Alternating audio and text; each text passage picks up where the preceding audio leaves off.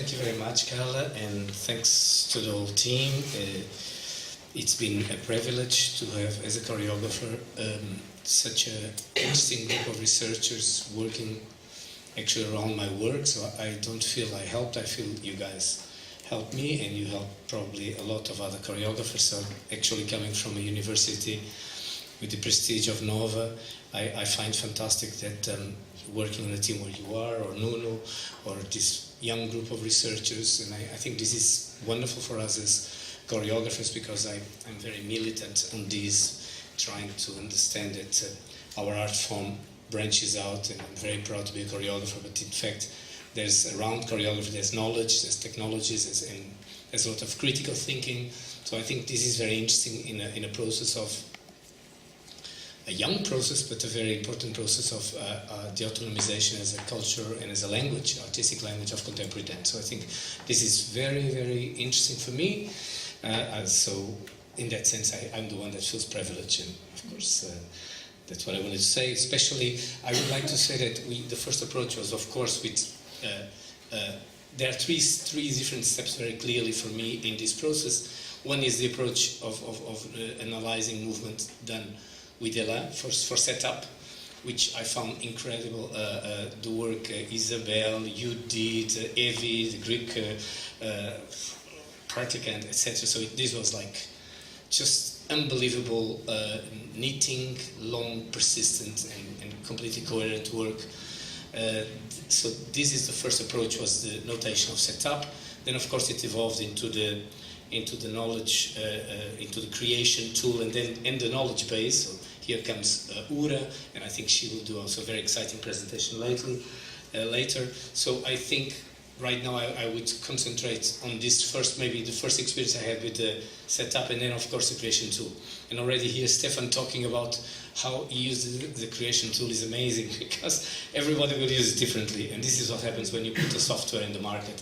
And I would like to say market in a very good way, because market has a terrible connotation in Portugal these days. We hate markets, and we hate this crisis very related to market. But there's something good about markets. When you put something on the market, people can use it freely, because market actually started by being something beautiful. You just come to Multimodal, to the little town where I live. Saturday morning market is a very important day in this town, so we go to the market. But I would say that it would be, for me, very, very important is that this tool can be, that today, instead of just having all the people involved in the project, and of course all the people very interested in this first group, that we have also here 20 choreographers. This would be the aim in the future, to pass this to our scene and let it open in a free way. This is, I believe, of course, what Stefan, of course, is very interested. I'm very interested. Berta probably very interested. All of us that work on dance, we want very much that to happen. And so linguistic, how comes, this thing with linguistic is very interesting, because it's not just about, we have a non-verbal language. Your work come from a verbal language, so where do we communicate? And then of course by talking, and we had long talks, and we understand that of course a lot of this communication passes in a non-verbal way when people talk to each other. And so it was very interesting to start with setup, because setup is a piece about communication. And the basis, the idea of setup is a possibility. It means two things: possibility of something happen, and means also setup means a trap. So a setup, the image of setup is two chairs empty in front of each other. Because even with all this technology and with all these tools, we are basically the main way to communicate is still this. Is I sit here, you sit there, let's talk to each other. And we believe that these two chairs in front of each other were just a potential for communication to happen, or not to happen. And of course in theatre, it doesn't have to happen, because this in fact is about difficulty of communication, which is something very, very common today. We have very wonderful tools, mobiles, this, that, internet, Skype, but we are very awkward, more awkward than ever in communicating. Just to say to someone, hello, it's very hard.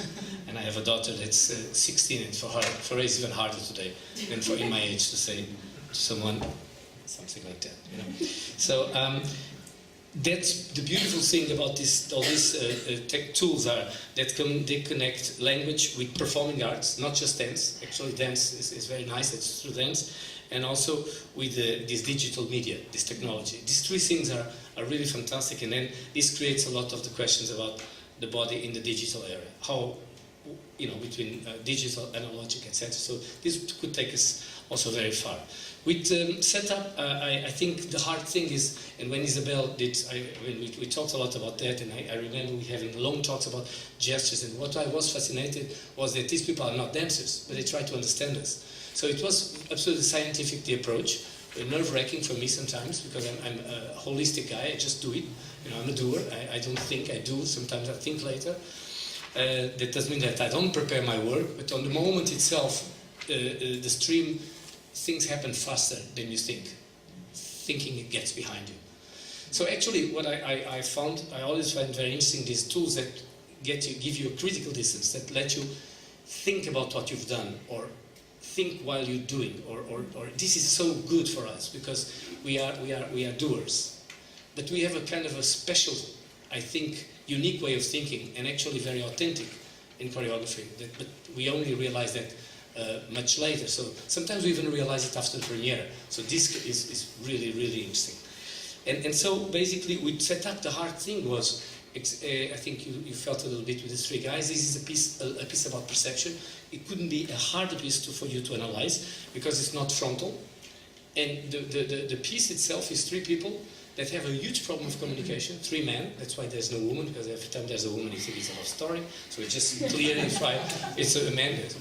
People thought it was a gay piece, but it's really about communication, three people, and we had one guy, and every time there's three, there's one left out, of course, we know, so there's these alliances, and there are a guy that's a victim, constantly through the piece, and there are two guys that make an alliance, one more frontal, more Anglo-Saxon probably, another more Italian, more cynical and a little bit, and this is no judgment, cultural judgment of course, but very ironic, and so that was interesting because culturally that comes out very strongly in the piece. I also realized that already when I casted them, the way Nicola has to be mean, when he wants to be mean at Bruno, it's totally different from Anton when Anton wants to be mean to Bruno.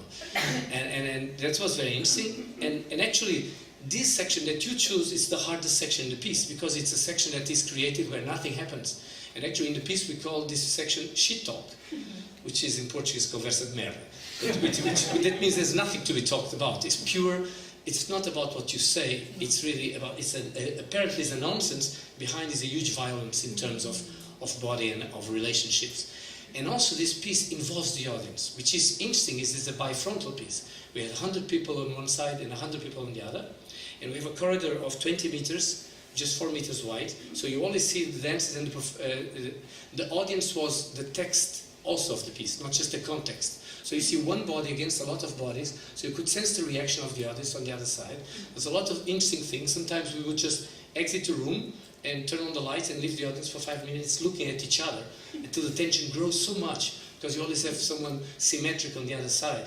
So that was interesting, and I think the work, actually, when I look through the notes that I have, I'm just amazed. I cannot myself go through the notes of my own piece because they are endless. And what you write about 10 seconds is, I need an hour sometimes to read.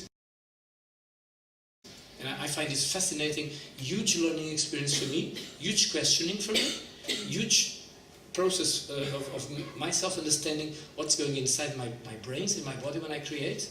Of course, the metaphoric side and the emotions, it's easier for me because I communicate a lot also verbally, but you also did a fantastic work trying to decodify all these emotions, so that huge list of emotions that went through.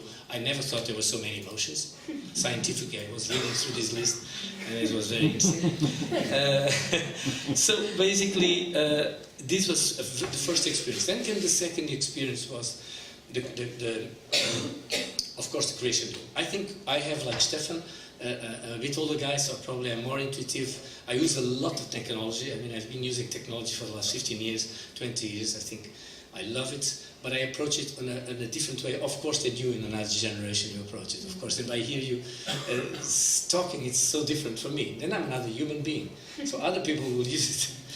I have my preference on the creation tool. I already have my preference, which I will use the creation tool on my next work, on the solo. So I will work now in July with it as a kind of an assistant. The creation tool has a couple of very, very, I would say, before I talk even about my preference, I would say, which are the big colors that I feel the creation tool could be useful. I think, of course, and this is true, we are the best assistants, but we are just one.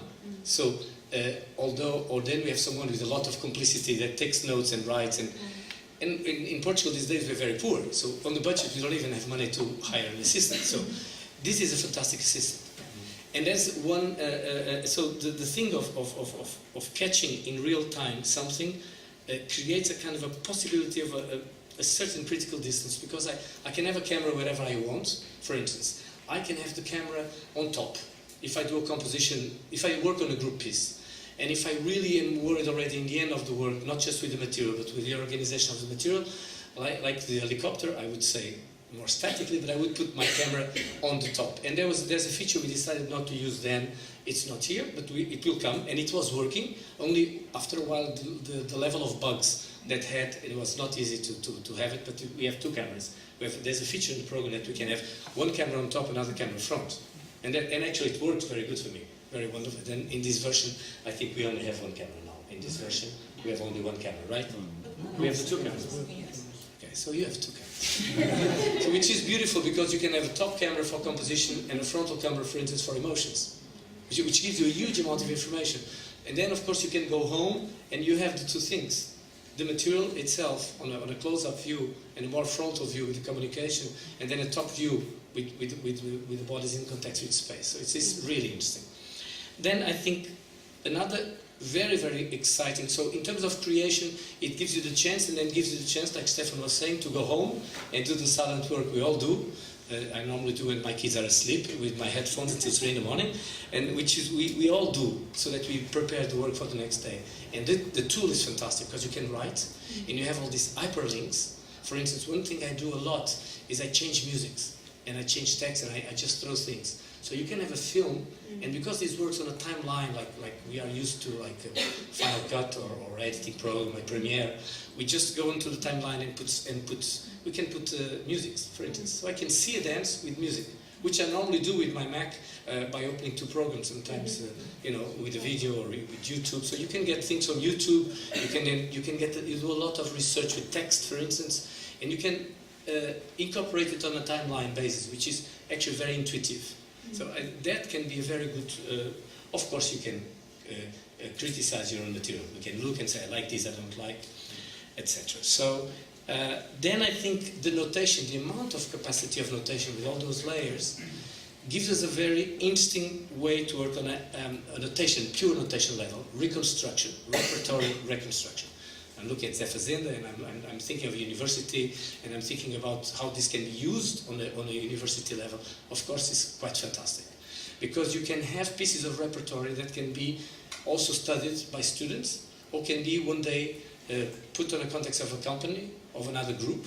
You can have even your own piece of repertory filmed, all the notes that you as an artist want to put there, and then you can just send this, and imagine if we have some of these works of Pina, that when a choreographer disappears, all notated in such a depth, and this is a kit, it's like a box, here, take it. It is fantastic, because one day, this will survive to people that danced with us. The form of passing dance is from people that dance on, but one day, this will not survive to that, So these kind of kits are very important. I can imagine they will be very sophisticated in the future. So this idea of notation, very sophisticated notation, because since years the notation is video. Of course, the Lab and Bendis notation from the 40s and the 50s and the 60s. These are things that developed, and then when video came, slowly disappearing. There are people still get to notation, but it just became video notation, of course. So to write on top of video, to have things written and placed on top of video is, I believe, very exciting. Then I think they can be used in performance. I think also the tool, I don't know 100% how. I have some ideas. I work a lot with on real time with video. So you have an idea. For every piece I've done with technology in the last 6-7 years, I don't even use programs. I hire a programmer. I create a new program software for each piece, which is easy because it's custom made. And I work with people that Nuno knows very well. So for me to work with a programmer is absolutely normal. So I really respect this kind of work. Or like video mapping. And then after, of course, when we give the program, when we have the program developed, we offer it to other people. So this has been wonderful. It's work I've done with Guilherme Martins, with Rui Madeira. Just really wonderful, wonderful people. So I think that this will be used on live, also possibly live. There will be a chance to work live on the format conference, performing art, aspect. So I think that there are many options for the creation tool. I have my little preferences, so I tell you a little bit my preferences.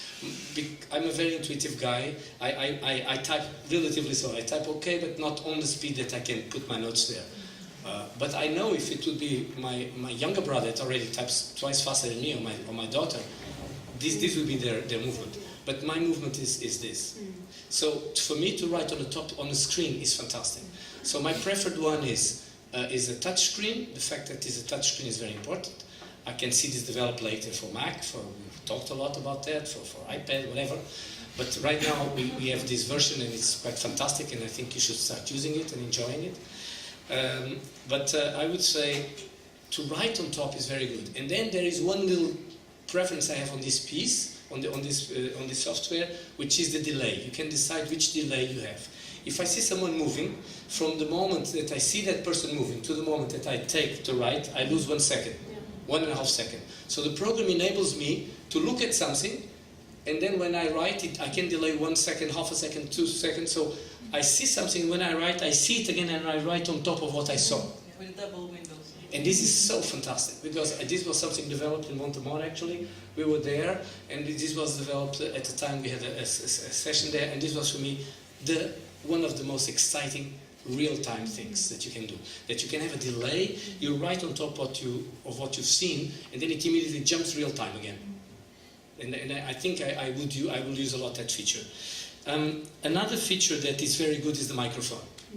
The microphone is fantastic. We all know that how we do notes when we don't have an assistant, we just put a video camera on our side, looking where we're looking, and we talk all the time to the video camera. We talk to the video camera, and then you have the tape, and you give it to someone, or you just send the file to someone, or you give it to the dancers. Here's the tape. Look at the tape. I'm talking, and you go and you do something else.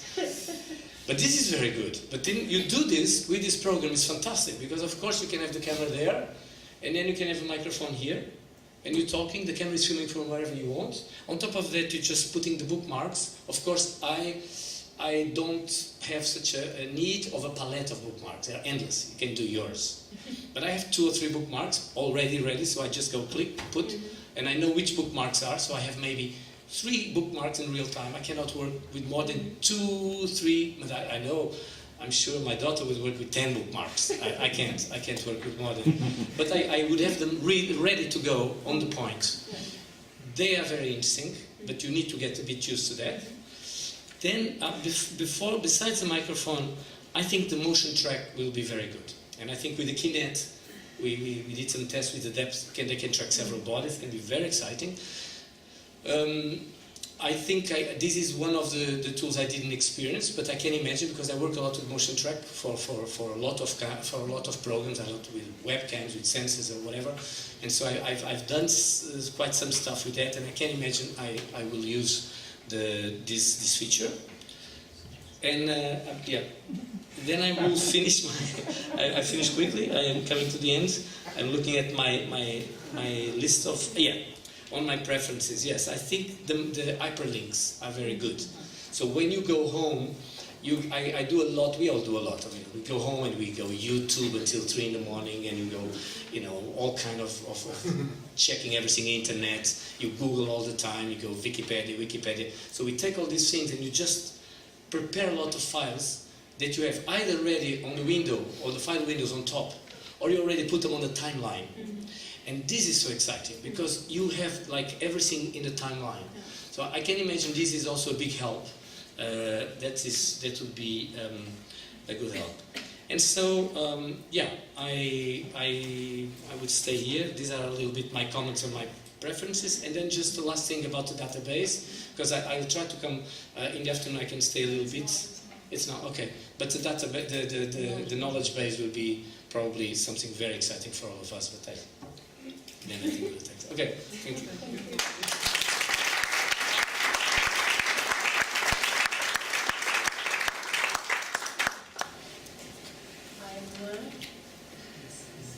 I think I've already introduced you, so when I get the comments,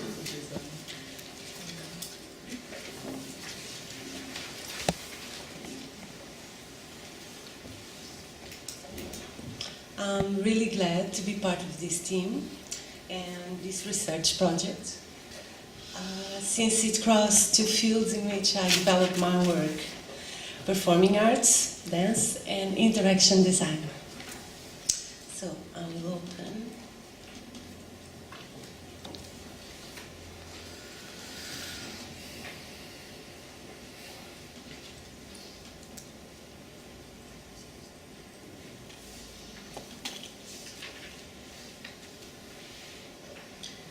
It's really amazing how the body changed from this side to this side. That's why I love this. Okay. I will start to make a general overview through the interface, just to contextualize you a little bit about how it works and the way the information is organized. So you can follow the arrow, the mouse. On the top left, let's turn this. On the top left, we have the TKPB logo. On the top right, we have the register and the login. If we click on the register, it's really easy to make the register. You just need to insert your username, email, and password.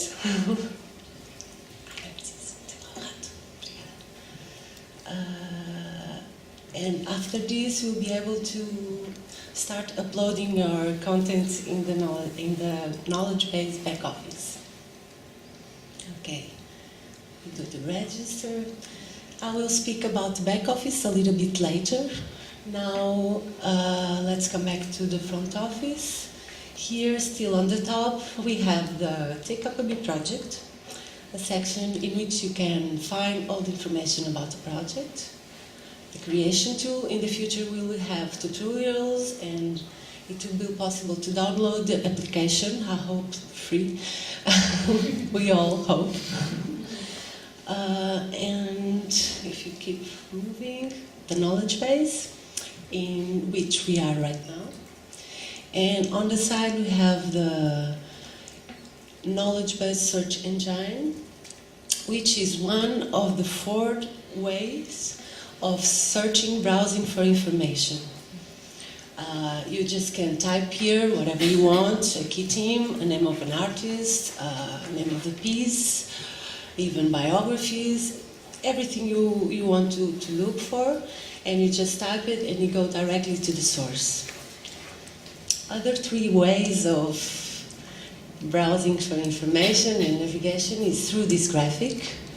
And on the bottom you can see here the browse by users and the filter by text. I will talk about this in a moment. So this graph is randomly generated every time you enter in the knowledge base home. As you can see in this example, we have a cloud of users, all the users already registered in the knowledge base. For example, let's pick Arthur. Okay. Here, this is one possibility. If we prefer to browse by contents instead of users, we can pick contents, and it will generate a new cloud with all the type of contents that you have. This will be connected with the back office, and I will make the link later. We can also navigate through locations and travel a little bit around the world, and to see how people connected and how the works are related, and even the kind of collaborations that we have. Okay, let's come back to users. Now you see a still image, but you can imagine everything moving, really like a live organism. You can move, interact, navigate in 3D. Every time you touch, it generates a new form, but I will show you later.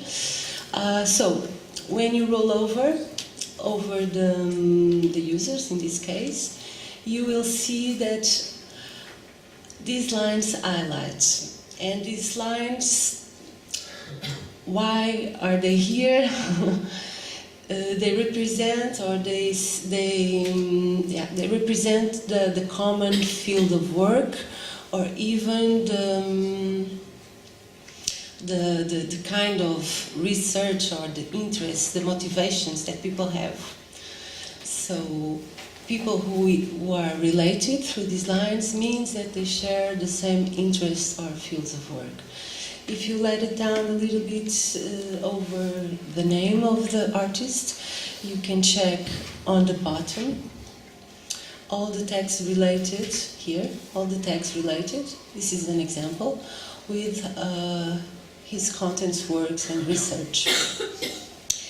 And talking about the text, this will take us to the filter by text, which is a collection of all the tags inserted or headed by the users while they upload their contents. For example, if we go over on body and memory, we can see immediately, for example, the users that share the same tag. Is it possible to pick more than one tag in order to select and to optimize your research? If you are interested, for example, in body and memory, and reconciliation and identity, we can pick the three of them, and the cloud will generate automatically again, and we'll select from all the users the ones who have this tag attached. Okay. So I have already spoke a little bit about the homepage interface briefly. So now I would like to select again and get insight to understand how contents are organized and visualized. So, for example, inside Ruyorta's page, we have, this is really important. This is one thing, just a remark. One thing that I really enjoy in this is the possibility of access to the way the artist, the choreographer, the people, the researcher, the people think, and the way they organize the information and the way they name it. Because sometimes it's really about name things. It's so difficult and creates a little bit of non-communication sometimes, the names we give to the things. So let's go on. We have Ruyorta, for example. Now I will show you a little bit how the menus will work. If you pick biography and we choose, you can see also a kind of template that we have. In the back office, the people will have, the users will have several kind of templates, documents. This is one of these templates. You can also add image to this one. Okay, let's go back. You keep navigating. Every time we pick, the contents inside of it will appear. For example, setup. Okay, and now I will show you, for example, before. I was talking about how people organize and what kind of materials they share, and it's really important not only for students, as a public general and professionals. Sometimes you see the piece in live and you go home with all this information and sensations sometimes in the body, and you want really to know more about it, to research more, to get into the choreography way of thinking, or even the details of the creation process, the subjects inside. So this is great to have the access to the piece, the final material, and also the creation process, all the process, the materials, the references, even the methodologies, the relation between people, dancers and choreographers. This is really cool to have this opportunity to share and to work based on this. So, if we pick linguistic annotation, this is, Carla Fernandes already presented this interface. the notes are imported from Elan. They are shown on the right. And in the timeline, you have all the tiers. You can also select the ones you want to see. And it highlights with color. They are connected with color just to optimize the information, the visualization. Visualization, wrong way. Okay, so this is like this. Okay, you can hide and show. Okay, now I will jump to a creation tool template. It's quite similar to the Elan, but the difference is in the timeline. In the Elan template, he imports the tiers and the name of the tiers, the categories, and here the interface will import the annotation modes and all the annotations that have been done inside of each mode. So on your right, here is the same procedure. If you pick here, it will open the annotations, the text, the sounds. If you want to listen to the sound, you come here. You can listen to both at the same time or disconnect one and listen to the reference and the annotation. You can have access to the links. Just marks and draw annotations will be directly in the film. Okay, let's go back. And finally, photos. It's an example of a slideshow. You can have all your photos and then we immediately organize like this. You can navigate through the bottom, the thumbnails in the bottom and even in the photo. Okay. So this was an overview on the front page of the knowledge base. Now I will jump to the back office a little bit. And it's simple, log in, okay. When you make the login, everybody could make the login. It's an open platform and also an open tool. And I will explain you how I'm using tool. It's not only about a knowledge base in which you can research for or browsing for specific information. It's also the possibility of working in collaboration. Sometimes in dance, choreography, theatre, or even other fields, we work a lot with people at distance. So in that case it will be great because you can work together and contribute to the knowledge base in a collaborative mode. So when you enter, you go directly to Humanities details.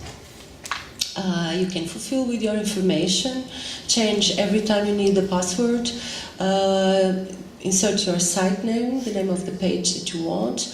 The field tags are already inserted in this section.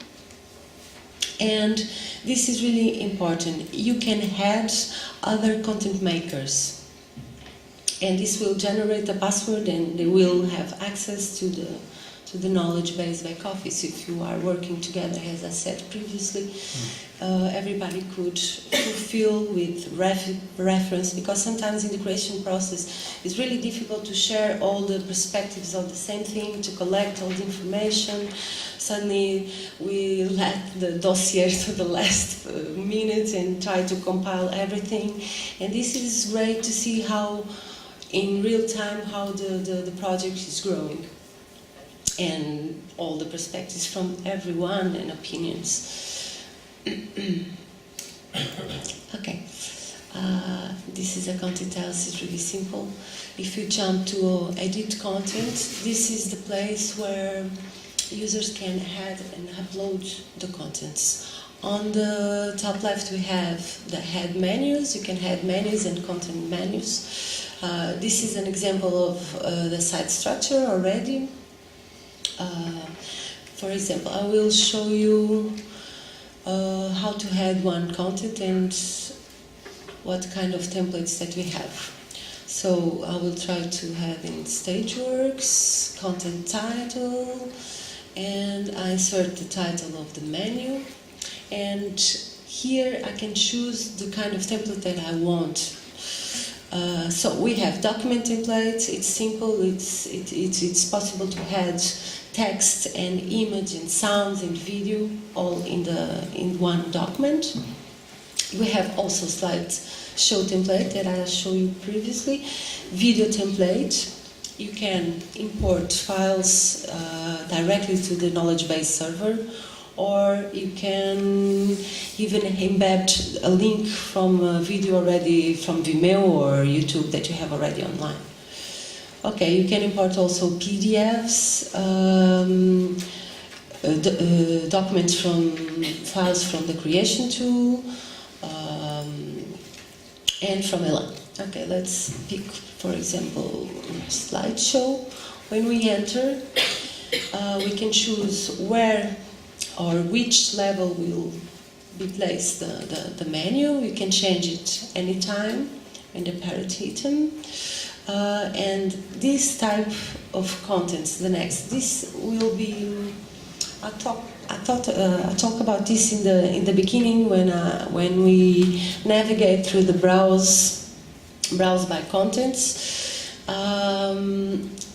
Those categories are already defined just to optimize the research on the web, but at the same time, and this is really one thing that I enjoy, users can add the name they want. They can name it, so you have access to the way they name things, and also more general categories to optimize the research. So this is the point that you tick your category, and let's move on. We do scroll down, and we have the content text description. This will be linked with menu filter by tags, and will create relations between the contents inside knowledge base and between people. So here you can pick from the lists already, or you can add a new one. And it's really simple.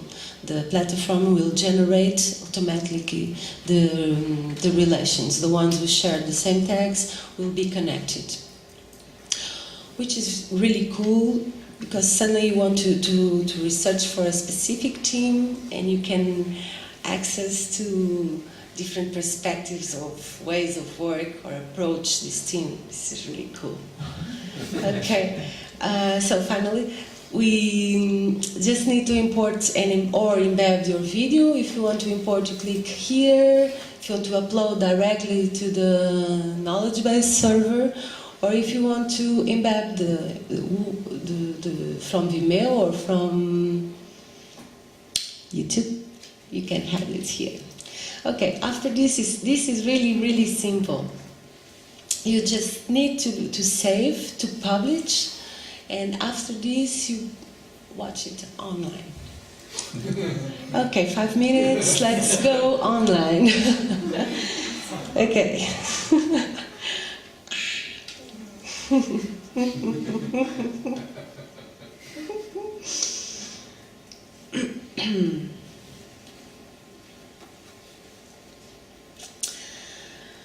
I have shown you. I have presented a still image.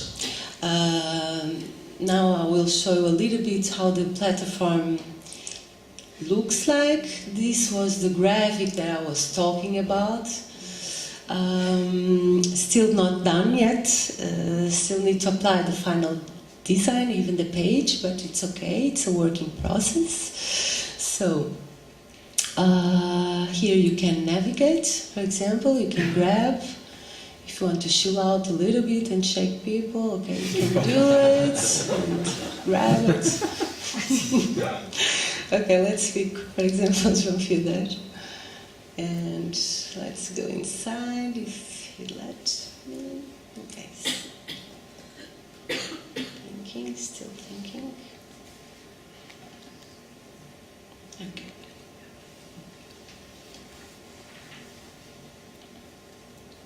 Okay. Just an example of the menu. here his shoes to name it has archive. We have one piece called I Am Here, and all the documents related with the piece, the photos, those here, the rehearsals, the promotional materials, the piece, the clipping, the sources of his work concerned to Helena Almeida, and process materials. Now I will pick, for example, photos. This can be also, I love this, sorry. Okay, promotional photos, I think is this one, yeah. And this is an example. Okay, how it looks like. Really like this one. Let's see if it let me change. Okay. Travel. This is photos from the working process of the piece. Some experience that at the end didn't stay in the final piece, but he shared it, which is really cool to see what stays. And like this. And it's all. Thank you very much.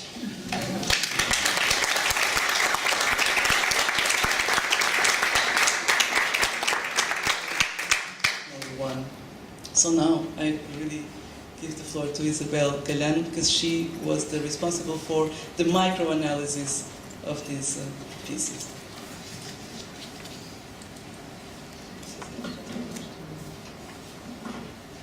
I'll try this one.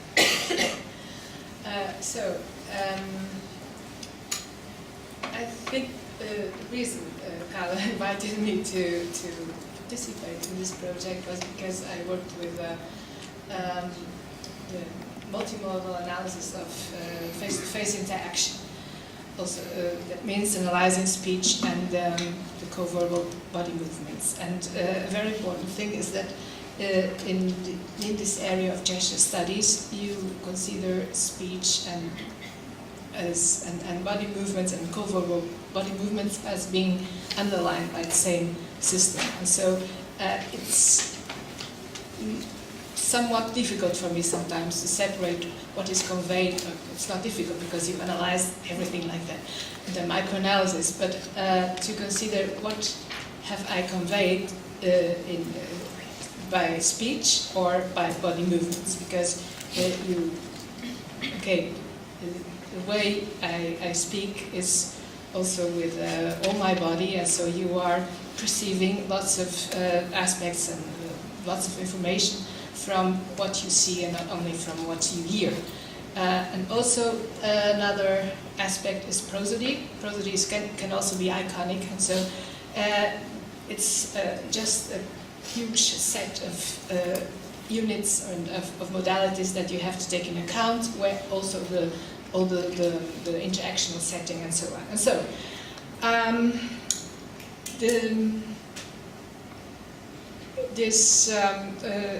also the intersubjectivity, alignment, mimesis, these are all concepts from gesture studies, which are, of course, of great importance in dance.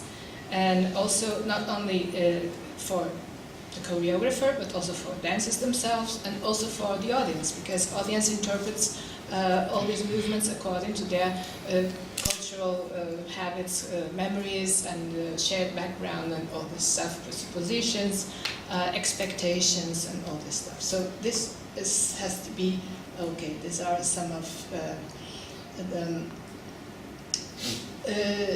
some bibliography. Okay, and this was going to be applied on performance studies.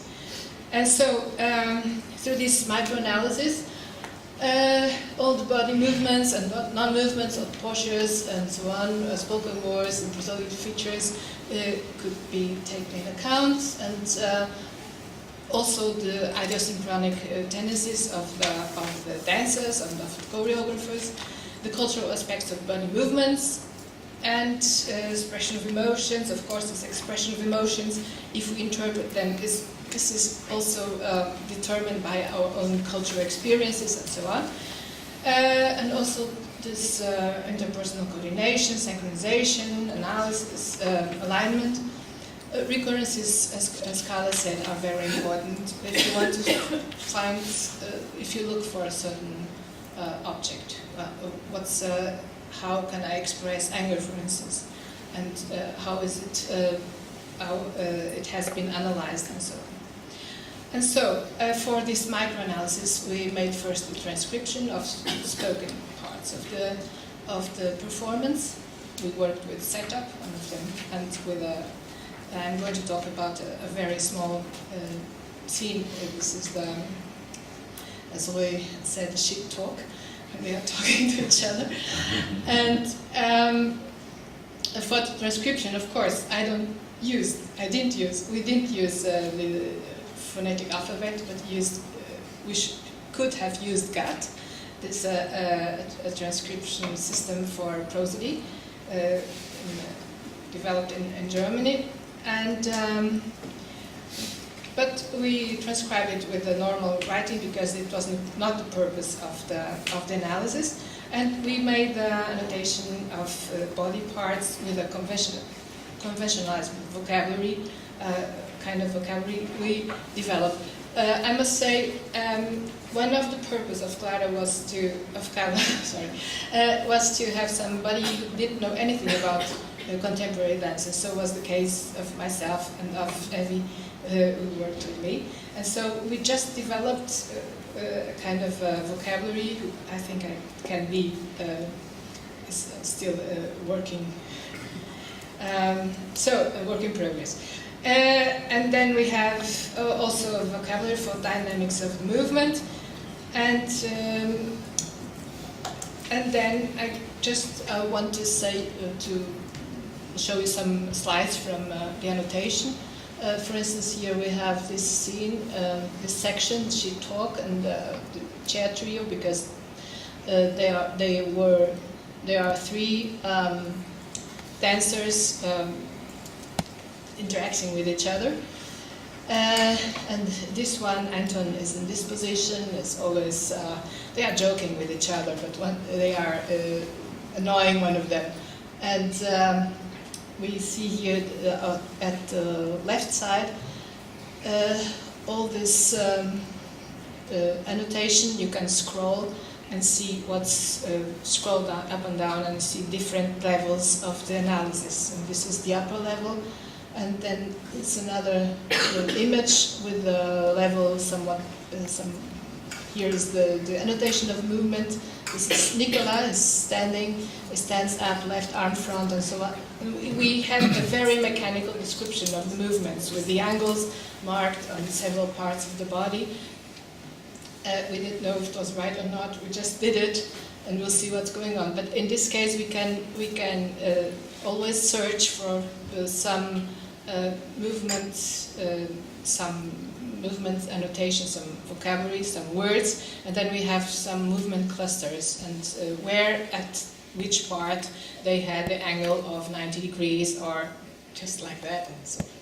So if we have any questions, we can talk about that later. So, and then we have here other levels of the annotation, body action, the scenic elements, and well, speech is also there. We also had a tier for turn taking, for instance, because it was interesting. They were not cooperating in this turn taking and what is normal in a normal conversation. They were just violating all the rules. And so it's also interesting to see to interpret it like that. Okay, so you have then the key themes, and of course one of them is the lack of communication. So I can just show you a few slides. It's easier than the film because here you see that this first guy, Anton, he's the second guy, Nicola. That's the one who's on the back on the first image. He wants to communicate with Anton all the time, but he's also talking with the other one, Bruno, and when he sits with Bruno, the other one makes some jokes so that he attracts the attention of Nicola. And Nicola goes away talking with the audience, and Bruno. Oh, okay, thanks. This is Anton, and this is Nicola, this is Bruno, and Bruno comes now to Anton, and Anton moves away from him, and this one is talking to the audience, so it's quite a special interaction. But the position they have with the chairs and so on, they show this communication situation and so on. And here is a table from Ilan, showing, for instance, the annotations for emotions and what was interpreted as anger, and there are lots of them. And so it corresponds to one of the metaphors that argument is war, and so on, one of the things that were also interpreted at another level. Of course, this interpretation was made by 3 or 4 persons, and everybody, sometimes there were no agreement about that, but we have to take this in account. So, there are some specific movement features, for instance, that could also be annotated here with this program, because all these cultural aspects, I think they are very interesting, because you ask why moves this person like that, and why are because from these pictures, perhaps you cannot see it so well, but I'm looking at this sequence for a long time, and we see that Nicola is an Italian. We see that that Anton is Anglo-Saxon, and that's not only because Anton's movements, even if he's flexible and everything like that, he moves quite stiff in a different way, totally different. And Nicola embodies his culture, his emotions quite differently. He only puts his head like that and moves his shoulders high, and all the movements are much subtle than the other ones. So I think it's very interesting to take this kind of annotation, because here we have a kind of mimesis, and it looks like that, and the other one is also different. The way he positions his body, even if he was imitating his colleague, and so it's I think it's very interesting. And so also the way they put their hands, because if Anton stretches his hands, it makes like that, and the other one makes like that. Also the form of flexibility of the fingers is quite different. And so, and it is interpreted in a different way from those who are seeing it. Concluding remarks. And so it was possible to make, okay, we handle all this performance like a text, and so you can have different levels of interpretation. And so we can also interpret conceptual features from the different aspects you have analyzed, different units, and also the approximating gesture studies from this study. It's old. It conveys also a very ample theoretical background from other areas. I think it's also very enriching.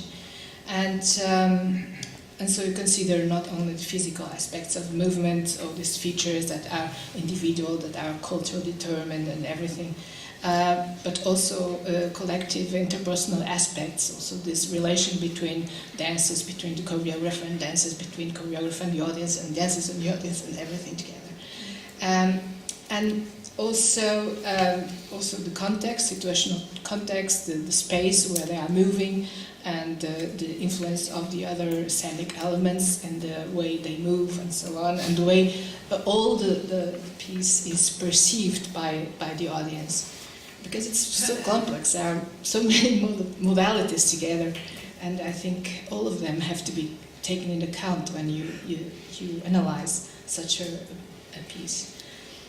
Okay, and then with this program you can also, of course, identify some modalities according to certain vocabulary, some words you use for the classification, for the annotation, and you can also search and according to the objectives of your study. So it's very, very flexible, and you can always add a tier or take it out and so on. So it's very nice to work with it. Yeah, and I think that was everything. Thank you. I don't know if Kyle wanted to show some parts of the. Yeah, we may want to try to just, if you still want. No, just can put At least a minute, see that half a minute, or some yes, seconds of how it is running in the software. The practical thing is that you can control according to the colors. It corresponds to the som das cores. Não há som aqui, pois não? Deixa lá.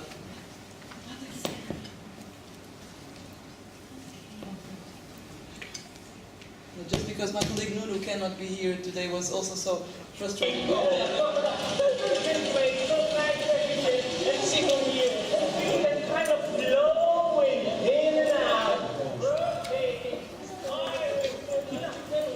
So the annotations carry on, and they are the colors correspond to the categories that have been analyzed. And on your right, you have some filters, if you don't mind.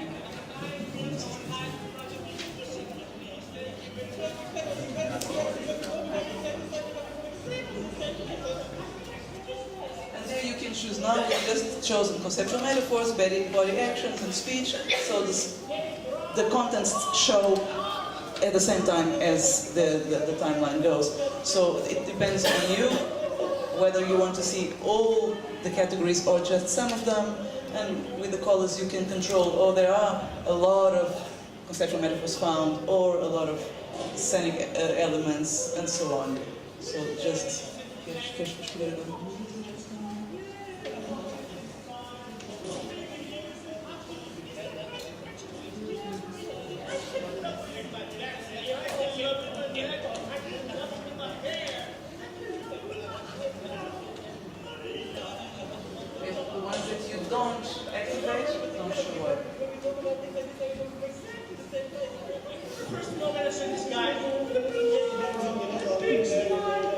This is a standpoint. This is a yes, no.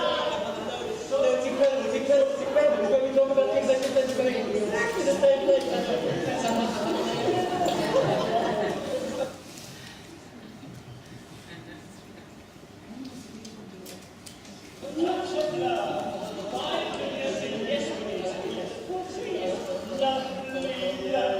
Anyway, just for you to see that it is really working. Are these the annotations?